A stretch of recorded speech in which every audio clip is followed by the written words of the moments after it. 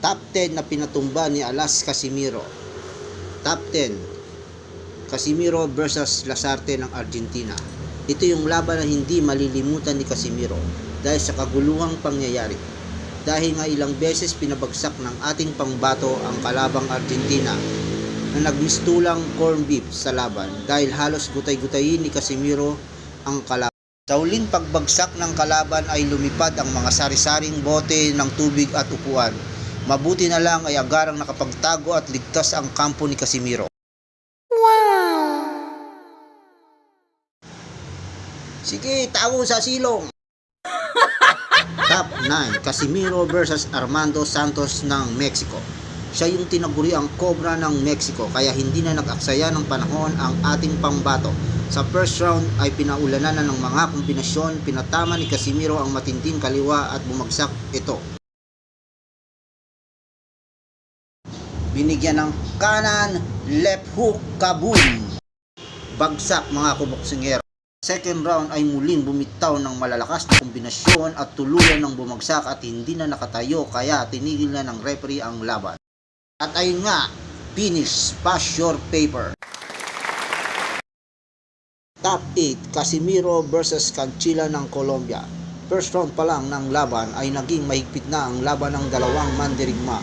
Ang mandirigmang si Canchila ng Mexico ang sumusugod, ngunit si Casimiro naman ay bumibitaw ng mga counter. Isang maganda at napakalakas na counter ang pinatama ng ating mandirigma. Sa sumunod na round ay nagbigay ng napakalakas na kanan ang ating pangbato. Nagbigay pa uli ng isang kanan. Ayun nga mga kaibigan, tulog at hindi na muling nakabangon pa. Top 7. Casimiro versus Amnat ng Thailand. Ito yung kalaban ng ating pambato na masyadong madaya na hindi boxing ang ginagawa kundi wrestling na may kasamang pagpatid ng paa. Kaya sa rematch nila na ginanap sa China, doon ay nakabawi si Casimiro dahil hindi na nito nagawa pang mandaya. Sa fourth round ay pinabagsak na ni Casimiro ng 2 beses at ito ay hindi na nakatayo pa.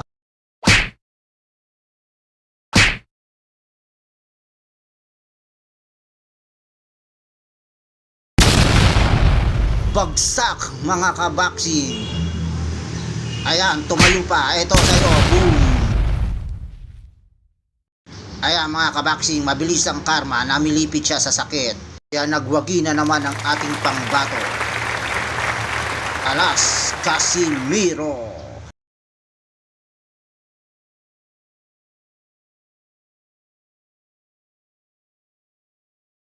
Top 6. Casimiro versus Charlie Edward ng Inglaterra. At dito mga kaboxing ay piniplex ni Charlie Edward ang kanyang magandang katawan.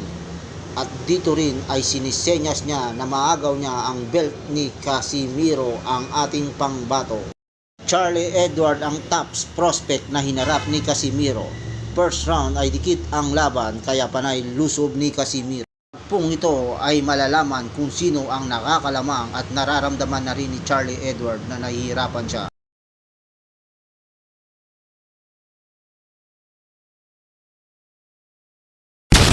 Sabog ang bodega.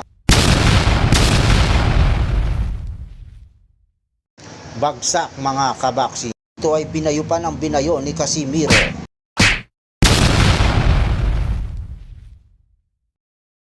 Na naman ang ating pangbatong si Janrel Alas Casimiro, angas ng Pinas.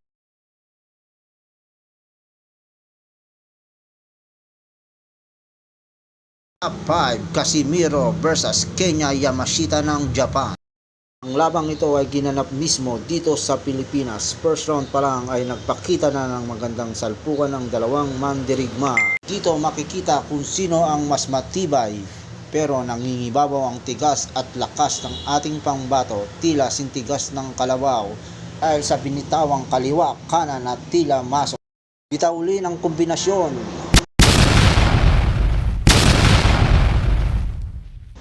At kombinasyon ulit. Sa tagpong ito, dumudugo na ang ilong ng Japanese. Ang huli, nagbitaw ng Hurricane na tila si Kent ng Street Fighter. at tinigil na ng referee ang laban.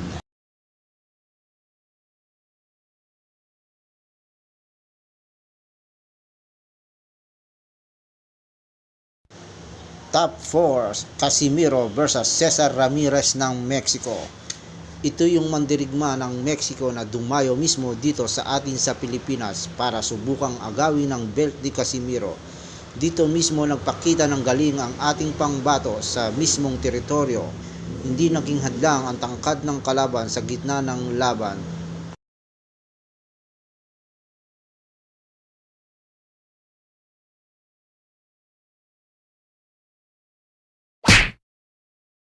Tinamaan ng left hook at sa gitna ng laban lumipad ang mouthpiece ng kalaban.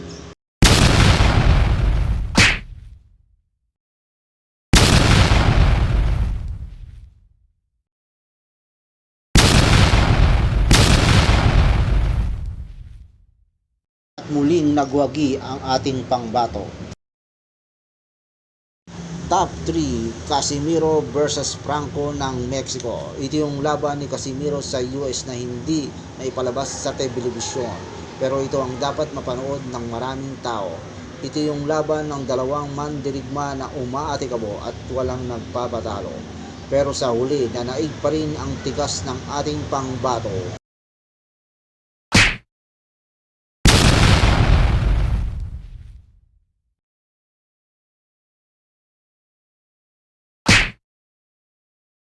Grabe talaga ang ating pambato, hinukaya na at tinadyakan pa. At binigyan ng matinding left hook. Sunod noon ay tinigil na ng referee ang laban at nagwagi muli ang ating pangbato. Top 2 natin, Casimiro versus Solane Tete. Ito yung southpaw na matangkad at may angking galing sa boxing, pero dahil sa diskarte at tiyempo ni Casimiro ay tinamaan niya ito sa sentido na kinahilon nito. Simulan na natin ang laban. Right hook mula kay Casimiro at isa pang right hook at sunod-sunod na right hook at hindi na nakaligtas, para siyang tete na lumambot.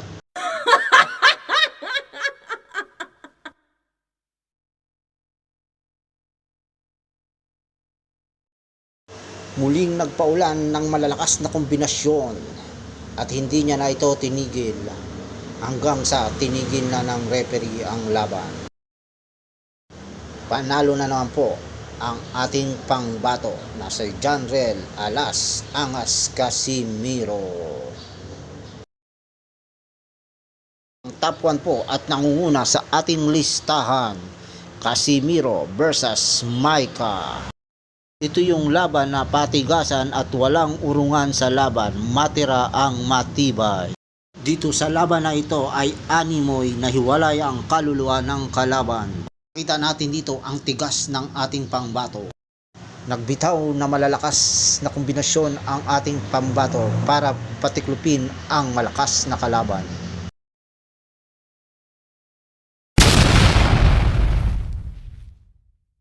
Bumagsak ang kalaban at binilangan ng referee. At sa sumunod na round, nagbigay ng malalakas na kombinasyon ng ating pambato at nagbigay ng Boryuken na tila si Kent ng Street Fighter. Ito po ay naranasan niya na animo yumiwalay ang kaluluwa sa kanyang katawan. Ang ating pangbato ay tila nabitin pa sa laban, kaya siya ay nag-push up ng one hand.